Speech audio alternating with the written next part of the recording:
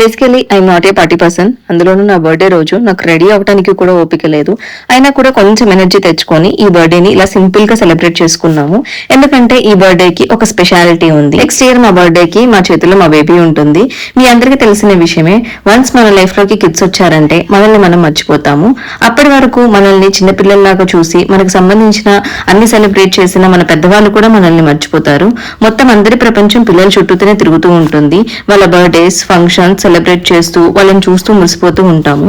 ఇదంతా కాదు, అసలు నా ఒపీనియన్ చెప్పాలి అని అంటే మన లైఫ్ లోకి ఎవరు వచ్చినా, ఎంతమంది వచ్చినా మనల్ని మనం మర్చిపోకూడదు. ఇలాంటి చిన్న చిన్న హ్యాపీనెస్ ని అస్సలు మిస్ అవ్వకూడదు. So let's hope these celebrations will continue for ever in my life.